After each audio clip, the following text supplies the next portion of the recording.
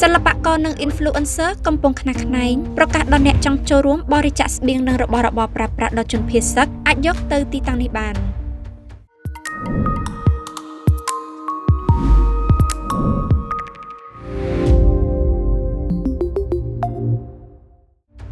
កាលពីថ្ងៃទី7ខែធ្នូឆ្នាំ2025កន្លងទៅនេះទាហានថៃបានបើកការវាយប្រហារមកលើកម្ពុជាយ៉ាងកំរោលដោយរំលោភនឹងបទឈប់បាញ់ជាថ្មីរហូតដល់ថ្ងៃទី8ខែធ្នូឆ្នាំ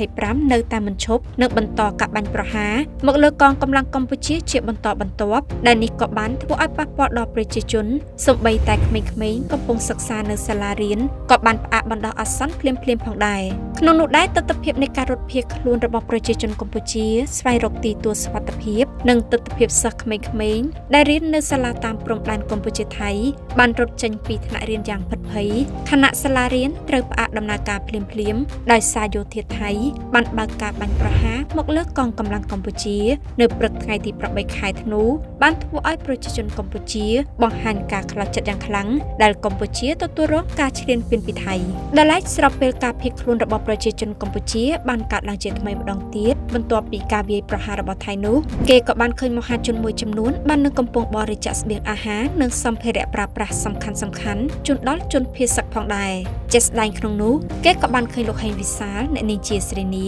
លោកហេងវាសនានិងអ្នកផលិតមាតិកាព្រមទាំងសិល្បករមួយចំនួនបានប្រកាសដំណឹងនៃការទទួលស្បៀងអាហារនិងសម្ភារៈប្រើប្រាស់សំខាន់ៗពីសប្បុរសជនដើម្បីជួយដល់ជនភៀសសឹកក្នុងនោះទីតាំងដែលរៀបចំទទួលគឺនៅអ៊ីតមួម្ដុំបឹងកក់ដែលចាប់ផ្ដើមពីថ្ងៃទី9ខែធ្នូឆ្នាំ2025នៅម៉ោង3រសៀលដល់ម៉ោង9យប់ហើយអ្វីដែលខ្ញុំចង់ប្រាប់គឺថាជំនួយ